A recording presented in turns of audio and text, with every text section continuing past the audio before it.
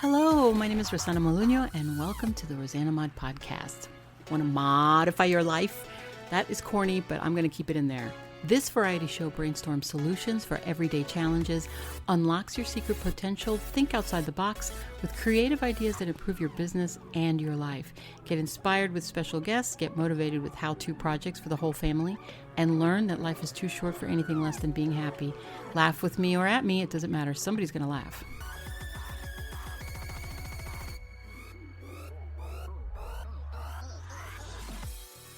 Hey everyone, welcome to the rosanamod Variety Pod. This is your vessel and host, Rosanamod, aka rosanamod, episode 59, numero 59. I found something that's going to save you some money. And for you podcasters or people who need to record things, this is going to help you. Here goes. First of all, I've been looking for acoustic foam. And I wanted to not spend too much money, but you know me with DIYs, I don't like looking at something and thinking that I'm limited just because of the title of what it is. So I tend to construct or deconstruct whatever's there and make it my own and use different ingredients and different products to make that whatever it is that they're selling. So I looked at the word acoustic foam and I thought, why is it so limited to find acoustic foam out there when it's probably just the word acoustic? So what happens if I take that word out and I just Google foam?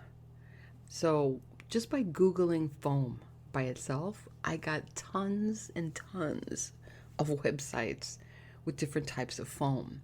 So I got curious and I said, what's the difference? I thought foam was foam. Didn't you? Okay. I actually had some notes here. So you're going to hear paper. There are different types of foam. The first one is polyester.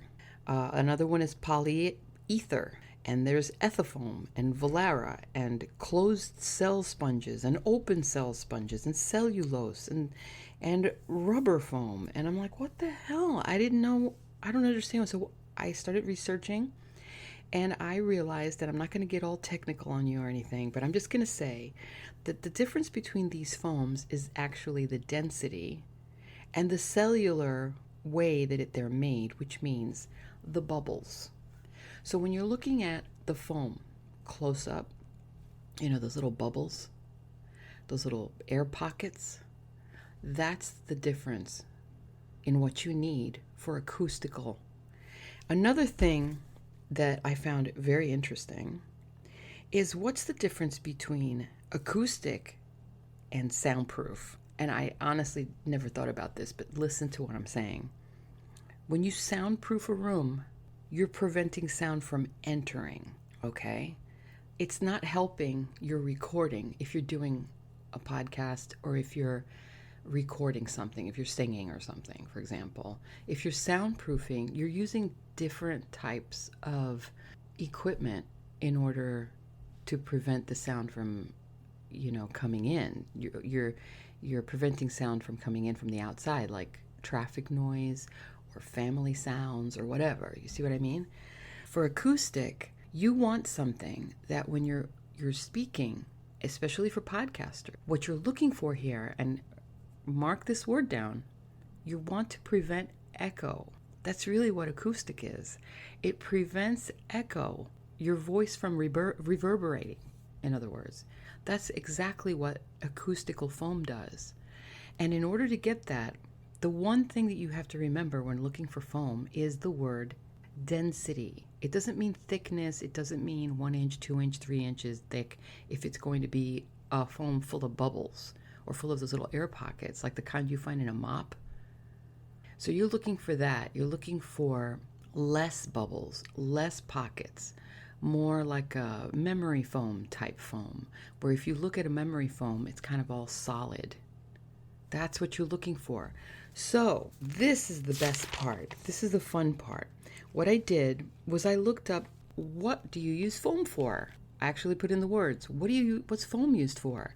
And I got all of these things. I got upholstery foam, egg crates, I got sponges and mops for home, kitchen, and I got acoustical foam. So, okay, what can I use instead of acoustical foam? The only reason I'm doing this is because, they're not that expensive, the acoustical foams. You get like maybe $25 for 1 inch thickness times 12 by 12, which is a 12-inch square, in other words, and it's an inch thick. And you get 12 of those for like $25. That's the average price. But then I thought, if I need more than 12 squares, because it's 12 sounds like a lot, but if I look it up on my wall, it's only going to cover maybe half my wall, and I kind of want more. And then I want the ones that go in the corner, because right now I'm talking to you about 9 inches away from my mic, and I'm about almost 2 feet away from the corner of the wall. So there's nothing in the corner. The only thing in the corner is a lamp. That's it. And then I've got 2 sofa pillows on top of the desk that are behind the mic. The sofa pillows are basically useless, but they're the same height as the mic. So I figured maybe that helps somehow. I don't know. But it's not dense enough. If it was maybe foam on the wall, it probably would make a difference in the way that I sound. I don't use a filter, which is another thing. I don't know if filters would work.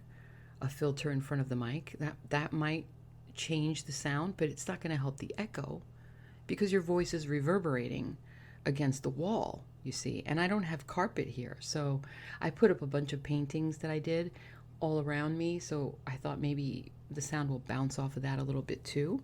Another thing I found out is they say that acoustics, when you are trying to do podcasting or prevent echoing, carpet on the wall is not going to work for that, because the carpet on the wall is actually for prevention of sound coming in. So it's not for echoing. It's just going to prevent sound from coming in. It's going to do absolutely nothing for the way that you sound on the microphone. That's another thing to keep in mind. I also researched, and they say egg crates don't work for acoustics because of the density, which is interesting, right? Because it's not dense enough. They say use foam adhesive to put those acoustical foams up. I'm not sure. I've never used that. I was thinking double stick tape would probably be better, especially if you don't want to permanently keep it there or you don't want to damage the wall paint. After I looked up what types of different foam there are, I came up with a bunch of stuff. And then I remembered the density. Let's just say egg crates, for example. They say it doesn't work, the foam egg crate. It's okay. But what happens if you get a 1-inch thick egg crate foam and you get hot glue? Now, being an artist, I've worked with foam and glue before, and it will melt the foam. Hot glue gun on foam will definitely melt as you put it on there, but it does work to adhere whatever it is that you need to stick on it. So let's say you get 2 pieces of egg crate foam and you glue them together, you hot glue them together. And I'm saying hot glue because hot glue melts the foam, which in turn condenses or closes the little bubbles, right? Are you with me? Are you following me? So you're actually compressing the bubbles. You're actually compressing the foam, making it denser. So then you would have 1 piece of 2-inch foam. If you put those 2 pieces of 1 inch together, like a sandwich with glue in the middle, you're going to make it 2-inch thick, but you're also going to condense the property of the cells and the formation of the cells or the formation of the bubbles into a more solid piece, which in turn is going to block and help some of that sound. I have to believe that that's going to work.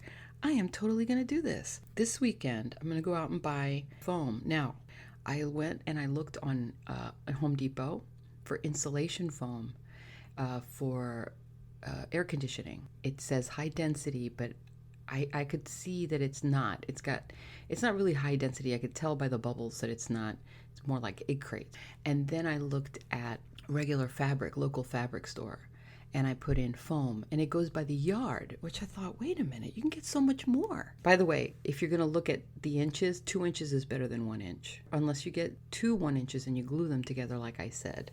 I started looking at the fabrics foam for like upholstery or for whatever it is that they use it for, pillows or whatever, and they're not that dense. The word high density foam is going to bring up a lot more foam that you need for your acoustics. So I looked in the fabric and I found that they go by the yard, but I can't figure out how many 12 by 12s. I was just curious because I'm comparing the prices. So they have for $25 1 yard. I'm going to do the math. I didn't know the formula, so I just went in and put in how many 12 by 12 squares can I get in 1 yard? And it told me 9 equals 1 yard. So I'm thinking, wait a minute. It falls under the search for quilting. So it teaches you quilters. They need squares of fabric, and that's how they look it up. So you get 9 12 by 12 squares to make 1 yard of fabric, which is 36 inches in 1 yard, okay? Which is 3 feet. For $25, I can get 9 squares of high density 2-inch fabric. That's an option for me. I'm not saying that it's cheaper to get the acoustical because you get 12 inches, but whatever. But I'm not sure about some of these acoustics foams because they call it acoustic foam. But if you really look at them, they look a lot like egg crates to me. Egg crate foam. The bubbles are big on some of these, even those really thin ones, those little. And I keep thinking 1 inch isn't really going to do that much of a big deal if they've got all these, open cells there, because I'm thinking you need more density. And I haven't seen that many dense foams for acoustics out there. It didn't look like it worked. My option is going to the store this weekend, and I'm going to buy that air conditioning panel foam, which is really cheap. I think it's like $8 for their foam panels. $11.68 for 2 side foam panels. They're 9-inch wide, and so it's 9 by 18. So you get 2 of those. You get 9 by 18 and you get 2 of them. And then if you're looking at, the point I'm trying to make is, even if you go on eBay and you put in high density foam, eBay's got them so much cheaper than Amazon. For the corners, the rollers, the yoga mat, the yoga rollers, but also the pool tubes or pool noodles, which are those big, long rubber tubes. You get 4 of them for $11.99 at Walmart. I've seen them at the dollar store for like $1. And the height of them is 55 inches, okay? So for 55 inches for $12, actually no, it's cheaper than that, $10 for 55 inches, you can get a pool tube. Don't tell me that pool tube is not going to work on your sound if you put it right on the corner. If you put it right on the corner, pool noodle it's called. Don't put pool tube because you're going to get a different type of foam. But if you get, that, it's going to help you. Also, ProSource Fit high density foam rollers for exercise. Those are $12, like the ones that you roll on for your body. They come in different sizes. 36 inches is the biggest one, and the smallest one is 6 inches. Why would you want a 6-inch roller for I guess for your arm or your neck or something. But those rollers for exercising, 36 inches is pretty good, and it's high density, so it's a big piece of rubber is what you're getting. You could put the long one up, or 2 of them, and they're so cheap. How much are they? Like $10? Come on, $10. $20, you get 2 giant rollers that fit all the way up against your corner.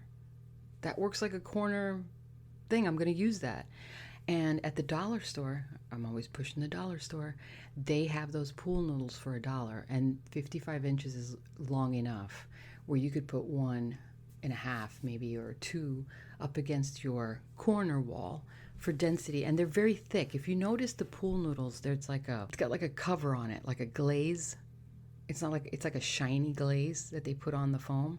That covers all of those little holes, those little circles, and those little bubbles, and makes it more dense. So the sound is definitely going to help. It's going to be helpful. And if it's too dense, then take a razor blade and just make little slices on it, and open up the little panels and open up the little tube so you can get more of a, the sound can go inside instead of bouncing off, if you understand what I'm saying. Or just make one little slit, thin, not too deep inside the tube, right? And so that's what I'm going to do. I'm going to definitely try that this weekend. I'm going to buy double-sided tapes, and I'm going to put it up against the thing, get those pool noodles, and then I'm going to buy the cheapest foam I can find. I don't care if it's the air conditioning insulation foam.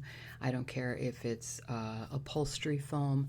Whatever it is, I'm going to buy the thinnest ones that they have, which is 1 inch or 2 inches if they have, and then I'm going to hot glue them together to make them thicker and to put them up against my wall.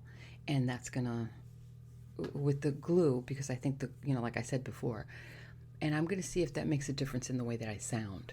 Okay, so just remember the way that I sound today, because after this weekend, I'm gonna try it, and you're gonna see a difference. And like I said, if you don't like the way it looks and you're trying to make it pretty, or you don't want it to look, you want it to all in one color, one cohesive color, because you want it to look like a recording studio. I frankly don't care what it looks like, because nobody's gonna watch me. You don't even have to cut them into squares, obviously. You just cover it with a really cool fabric and make it like a part of your decor. You just get a fabric, a nice denim maybe, or whatever, and just put them up. And you could even use that to maybe pin some of your notes on and use it as something other than just an acoustic. All right, well, that's it. I hope that this helped you in some way. Thank you for listening. As always, you guys are amazing. If you like the show and you want to hear more, please feel free to support the show in the appropriate links below the show notes. You can contact me at rosanamodshop@gmail.com directly. I will personally answer your questions and take any comments that you want to offer, or anything that you'd like to hear, any ideas that you want to share. Follow me on Instagram, rosanamod. Thank you. God bless you. And what do we say?